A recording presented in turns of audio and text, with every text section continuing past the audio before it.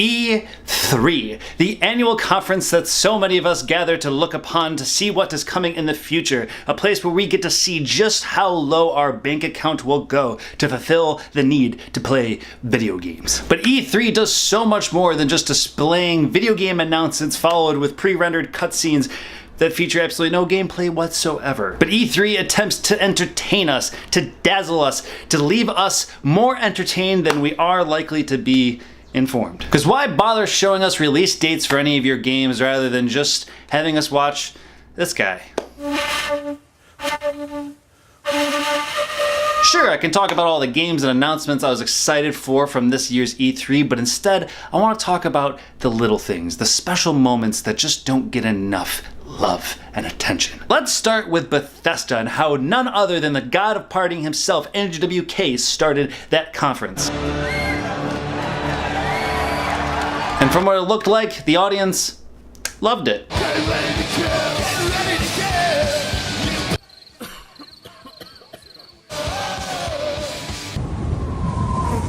But I don't think the audience loved it quite as much as when the producer for Machine Games announced that their next game, Wolfenstein Youngblood, will be co-op. And because this game features BJ's twin daughters, Wolfenstein Youngblood will be a co-op experience.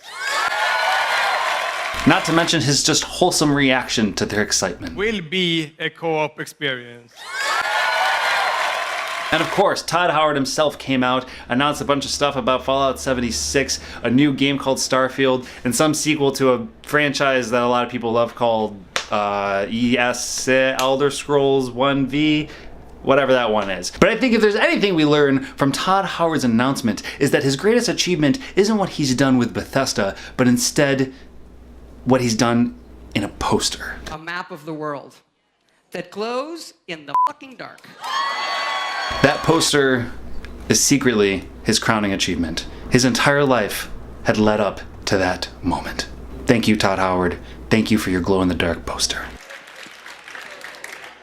I don't actually want the game, I just want the poster. Now, of course, Bethesda had Andrew WK, but Sony had Banjo Barney.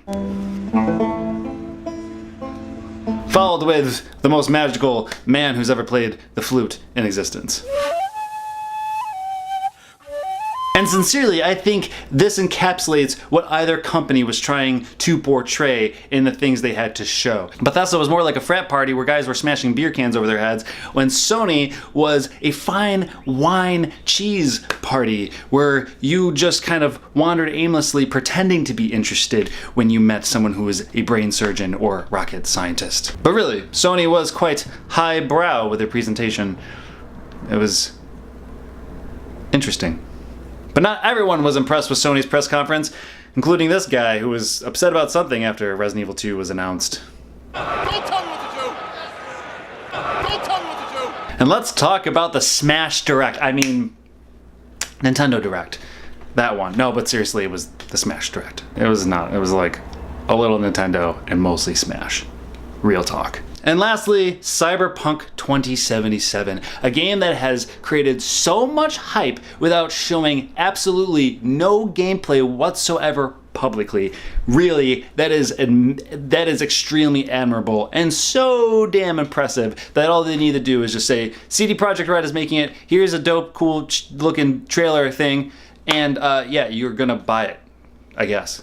All that said, I am going to give my top 3 favorite things from this year's E3. So, number 3 is Upset Guy from the Sony press conference. Don't tell me what to do! Number 2 is the girl who was weeping in the background during the announcement of Elder Scrolls 6. I just want to thank you all for your time tonight. Trust me, I'm right there with you, sister. Really, I am. And then number 1 is the wholesome producer from Machine Games. Will be a co-op experience. Now that you're caught up with everything you need to be caught up from with E3, give this video a thumbs up if your heart does so desire. I am Kurt Indovina. Thank you so much for your time and attention. Till next time, goodbye.